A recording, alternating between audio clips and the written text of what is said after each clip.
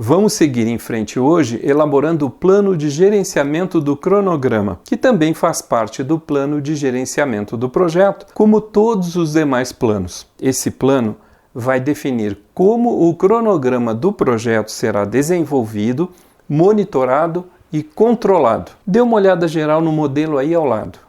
O primeiro item é sobre a metodologia do cronograma. Deve definir qual metodologia será utilizada no cronograma do projeto. Por exemplo, se vai utilizar caminho crítico, corrente crítica ou outra. Essa escolha vai afetar o uso da ferramenta, pois algumas delas utilizam corrente crítica e outras caminho crítico. Mas a maioria usa mesmo o caminho crítico. Outra metodologia que pode ser citada é o cálculo do valor agregado, que é a forma de medir o desempenho do progresso do projeto em relação ao que foi planejado no cronograma. O item seguinte é exatamente sobre as ferramentas que Hugo vai usar para desenvolver o cronograma, pois pode ser que ele precise de mais de uma. Por exemplo, além de Hugo utilizar o Project para criar e manter o cronograma, ele pode usar alguma outra ferramenta para exportar os relatórios para as partes interessadas, como por exemplo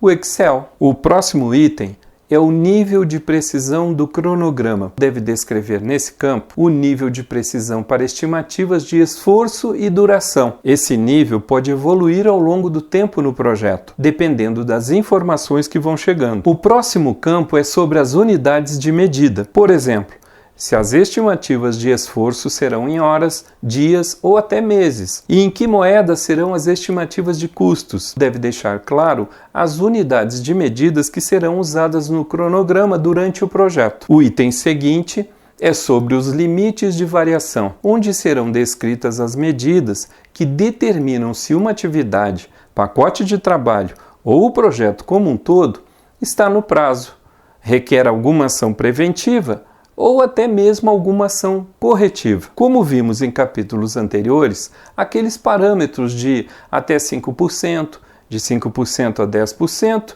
e acima de 10%. E muitas informações nos planos de gerenciamento acabam se repetindo, e esse é um dos motivos de, na prática, muitas vezes usarmos um único documento para o plano de gerenciamento do projeto, dividido em seções pelas áreas de conhecimento, como escopo, tempo, custo.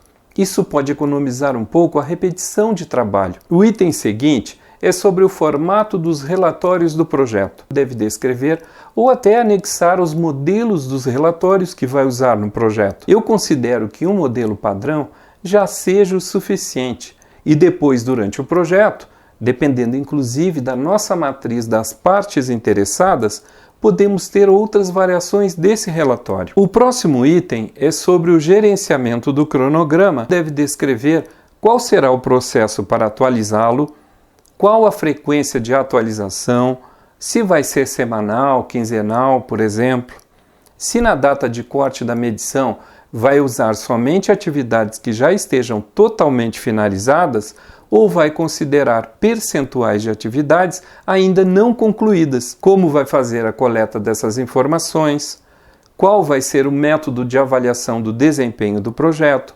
Como falamos antes aqui no documento, pode ser o cálculo do valor agregado.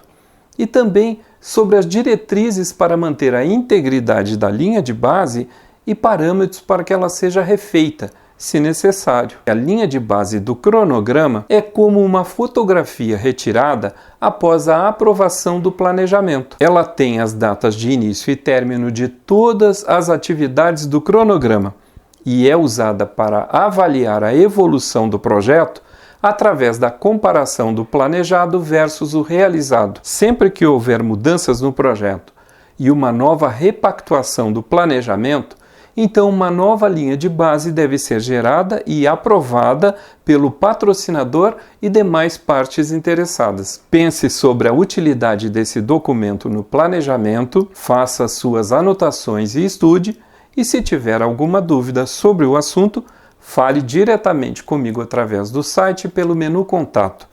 Se estiver confortável até aqui, passe ao próximo vídeo. Aguardo você lá!